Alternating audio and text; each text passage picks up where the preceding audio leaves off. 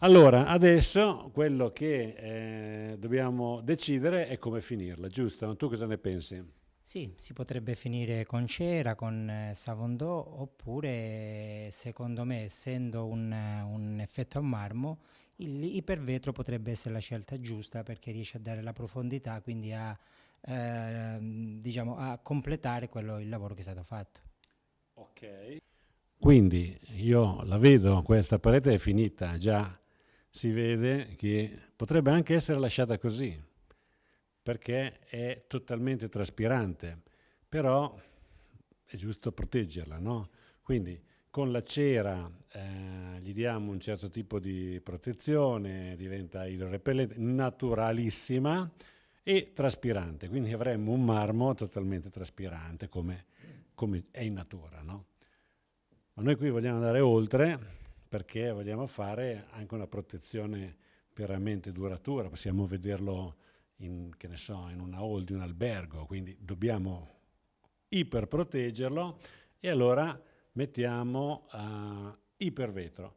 In questo caso per mettere ipervetro dobbiamo però prima prepararlo e quindi diamo una mano o due mani di vetro diluito 1,8, quindi 8 parti di acqua, una parte di vetro, in modo che blocca completamente dall'interno, quindi diventa totalmente impermeabile la parete.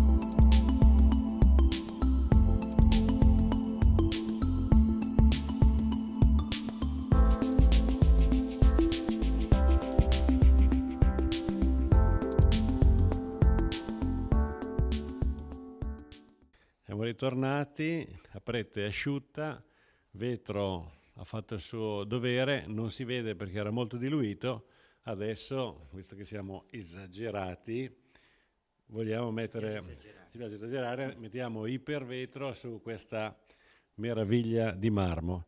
Ipervetro è qua che ci guarda e che ci aspetta. Ecco qua, abbiamo le due lattine, questa è la componente liquida che si mescola dentro la componente solida. Puoi partire, Massimo, che prepariamo il prodotto per l'applicazione. Questo prodotto, lo ricordiamo, è una resina epossidica bicomponente che possiamo usare per almeno un'ora, quindi adesso lui la mescola, poi per un'ora la può tranquillamente applicare. Adesso vediamo come.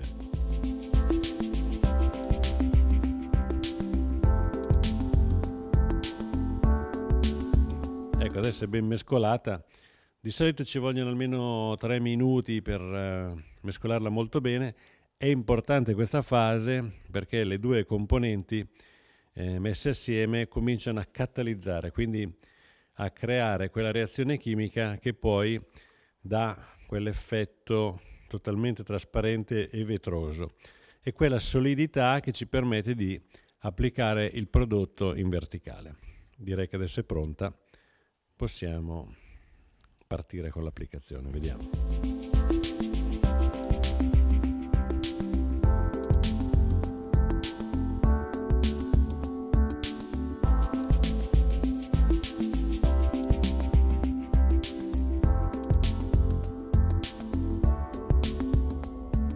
Spettacolare, ti vedo proprio che il tuo riflesso appare come passi la spatola, è incredibile, bellissimo.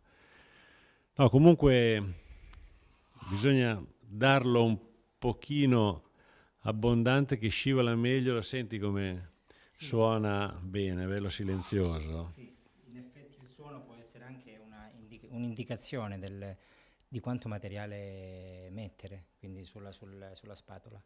Perfetto. Ecco, poi per quanto riguarda i consumi, qua lo vedo, quello lì è 1 litro e credo che questi saranno 8 o 9 metri quadri. Penso che con 1 litro ne avanzerà ancora un bel po', quindi possiamo dirlo su una parete liscia come questa il consumo è sicuramente superiore a 10 metri quadri per mano. Ovviamente se facessimo un prodotto, un muro più a rilievo, come una pietra spaccata o addirittura uno zen, lì i consumi salgono radicalmente perché dobbiamo andare a riempire le fessure. Quindi per esempio con zen, con 1 litro si possono fare 4 metri quadri con una mano. Quindi dipende dal tipo di superficie che andiamo a proteggere, a finire. Comunque veramente questa parete è emozionante, bravo, bravissimo Massimo.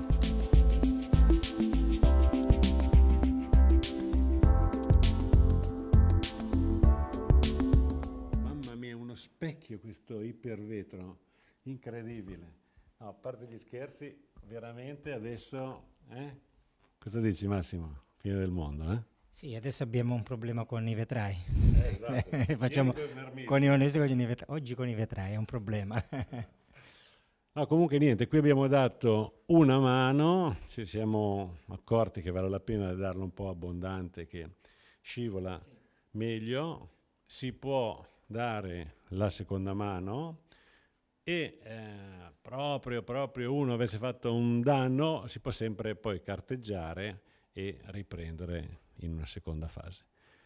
A questo punto abbiamo finito, giusto? Sì, il lavoro è completato, quindi speriamo possa essere, ecco, l'obiettivo possa rimanere quello di essere utile a qualcuno che possa stimolare a tutti i pittori creativi qualcosina di positivo, possa essere d'aiuto appunto come stimolo.